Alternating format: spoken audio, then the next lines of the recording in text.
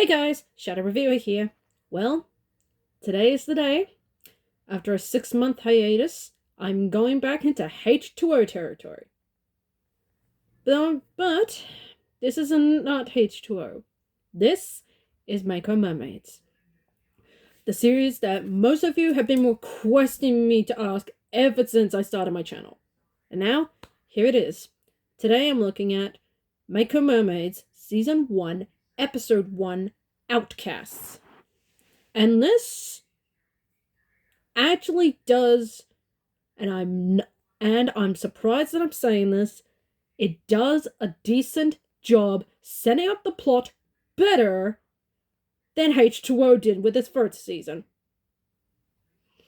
And I know you're typing in the comments saying you actually like Mako Mermaids opener better than H2O. Shame. Yes, I know. But if you've watched my review of that first season of H2O, you know my opinion on it. But as for Mako Mermaids itself, it's been a long time since I've watched the series, but it does a decent job setting up, well, the plot. So you got these three mermaids, Lila, Nixie, and Serena. And, well, they very much remind me of, well, Cleo, Emma, and Ricky. Kind of think about it in that context. Here, you've got Lila, who is pretty much tougher, no nonsense, and just doesn't calm down and gets angry all the time. That's pretty much Emma. Then you got Nixie, who is pretty much calm, cool, laid back, and just wants to have fun. That's Ricky. Then you got Serena, I hope I'm pronouncing that correctly, as the one stuck in the middle who likes her two friends but is unable to take sides and just pretty much just happy-go-lucky. That's pretty much Cleo. Yeah, I'm starting to see that pattern there. They feel like they're taking the personalities of the original trio and just slapping them with these two. Now, I kind of like the setup they're doing here. Now, I looked this up on Wikipedia. This canonically takes place a decade after the events of H2O.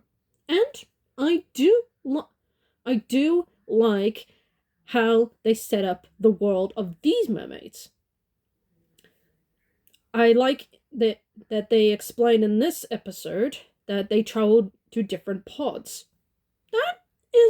That is an explanation on how they came to form here at Mako Island. Very believable.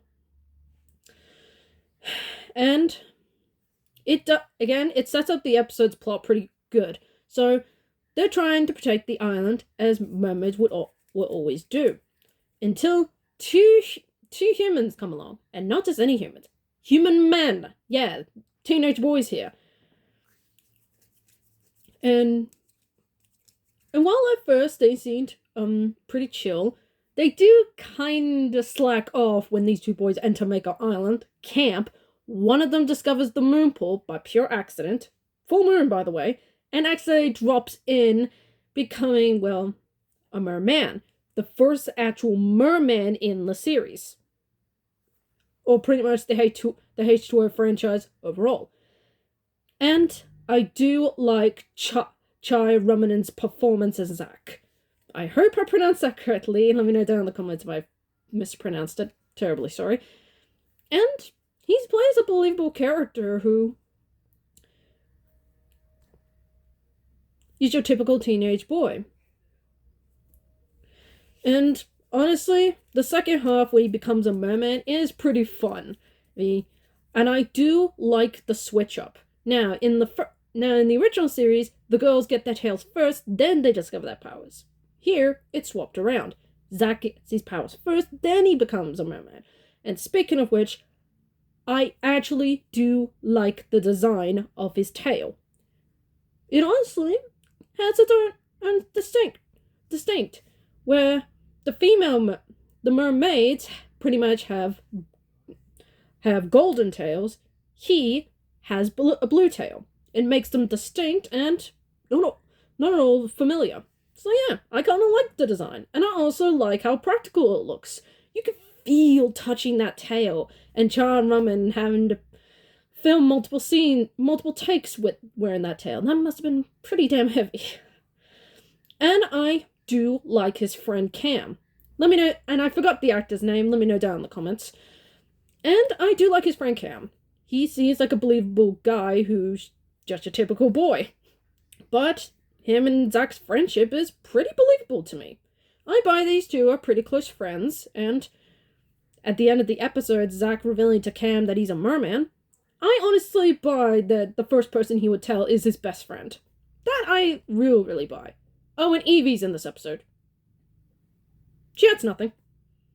Hopefully we get more of her later. And we get, honestly, my favorite scene in the episode, the ending.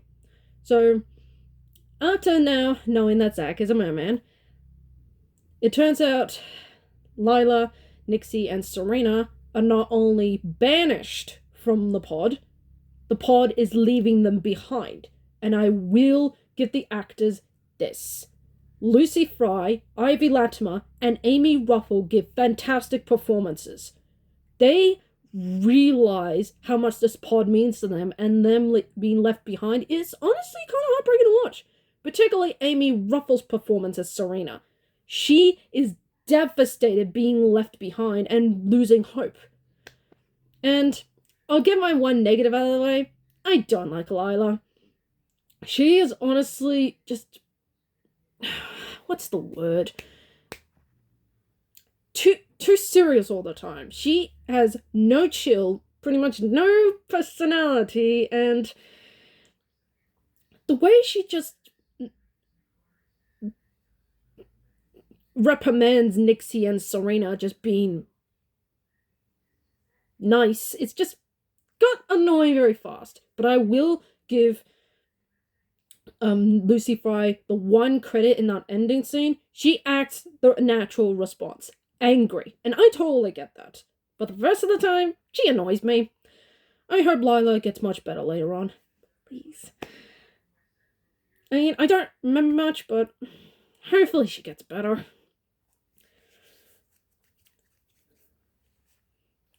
And that's my review of the episode.